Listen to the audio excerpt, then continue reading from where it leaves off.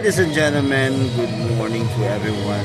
Today is the day 2 of Coste Matsuri 2025. And day 2 na nga. Kahapon, day 1, syempre. Hindi ako nakapag-vlog. Gawa ng... wala eh. Wala akong masabi kahapon. Kaya dito lang ngayon. Go vlog lang.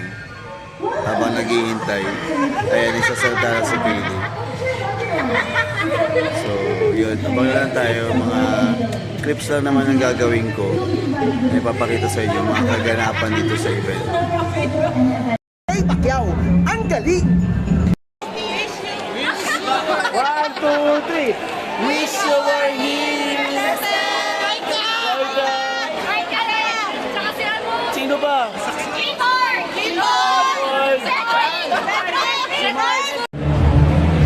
So mga kaibigan, dito po ako ngayon sa Coste Matsuri. Break time ko po for hosting. Nandito po ako ngayon nakapila sa All-Star Avenue. Ayan. Pinipilaan ko po sila isa-isa kung saan ako makaabutin. Kasi kahapon, day 2 po ngayon pala. Kahapon day 1, nakapila ako. And then hindi ako umabot kasi tinawag na ulit ako for hosting. Tapos, syempre, hanggang closing na lang event.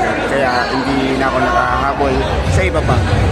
Pero yun, sige, abangan natin, tingnan natin mamaya. Hindi rin ako nakapag-vlog kahapon kasi nalobat ako. So yun, abangan natin kung ano mangyayari.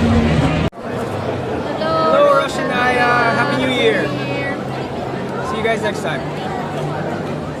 See you guys. See you next time. So guys, third day na.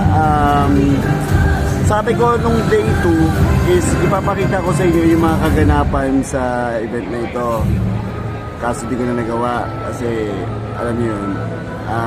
Hindi naman maraming ginagawa ko rito pero kaya lang na-busy ako sa paggamit ng phone kasi kaka-selfie.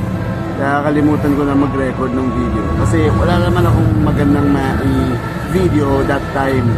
Yung sinabi kong gagawin ko ng content na ipapakita ko kung yung mga nangyayari sa event is yung program, yung nangyayari sa stage.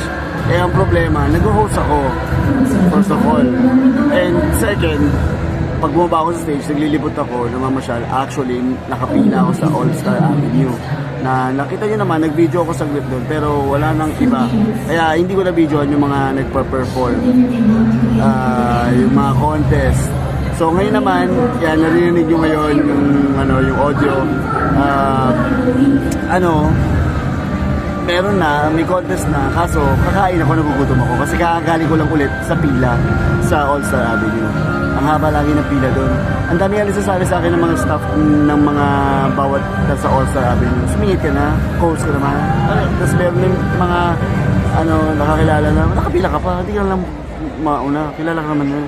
Hindi naman kasi ako gano'n. Kumbaga ayaw kong gamitin yung Tsaka hindi na ako gano'n kakilala nila. Na, kumbaga pagka nakita, hello, hi. Pero hindi yung, hello, hi! Okay ba? Anyway, so yun lang. Kakain na ako yan, food ko. Kain na ako. Wish you were here! At kung sino mang wala dito sa ngayon, Marami tayo. So ayun na nga mga kaibigan, walang kwentang vlog. Hindi na naman ako nakapag-vlog ng mga events, kung anong nangyari, kung anong kaganapan, kasi sobrang busy. Kaya kung mapapanood nyo to, walang kalaman-laman yung vlog ko. So yun lang po, maraming salamat, babushta.